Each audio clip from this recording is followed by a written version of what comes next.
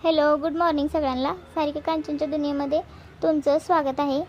ही आहे आमची खिडकी आणि खिडकीतच छोटासा आरसा आहे आणि साईडलाच टिकलीची डबी आहे. जेव्हा आम्ही आंघोळ करतो तेव्हा पटकन इथली टिकली लावून आरशात बघून केस वगैरे इकडे तिकडे करता येतात, त्यामुळे तो ठेवलेला आहे तिथं. आणि सकाळी सकाळी माझं हे काम असतं की बाटली भरून ठेवायची, आणि म्हणजे ती बाटली आपल्याला देवपूजा पण करायला होते आम्हाला, त्याच्यामुळे मग सकाळी लवकर पण पाणी जाण्याची शक्यता असते, त्यामुळे मी ही बाटली भरून ठेवत असते.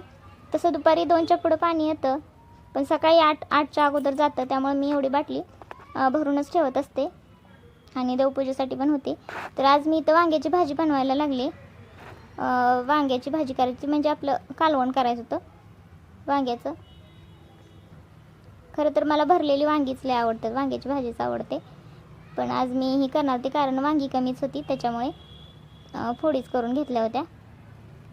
तर कसं असतं, काल मी ते एक राहिलं महत्त्वाचं. काल मी चिकनचा मटनचा व्हिडिओ अपलोड केला आहे. आता मी ते मटन आहे म्हणूनच त्याला मटन म्हणले ना. त्याला कमेंट आले की मटन नाही तू चिकन म्हणते, तुला एवढा फरक कळत नाही का. तर कसं आहे ना, ते मॅरिनेट केल्यामुळं ते ओळखू येत नसेल कदाचित तुम्हाला, पण ते मटनच आहे. आणि रात्रीचं मटणाचं कालवण पण शिल्लक होतं, त्याच्यामुळे मी आज इथं भाकरी केली होती. डब्यापुरतं 2-3 चपात्या केल्या त्या, आणि नंतर मला खायला आणि यांना जेवताना पण खायला आम्ही बाजरीच्या भाकरी केल्या होत्या. मटणाच्या भाजीसोबत बाजरीच्या भाकरी खूप छान लागतात.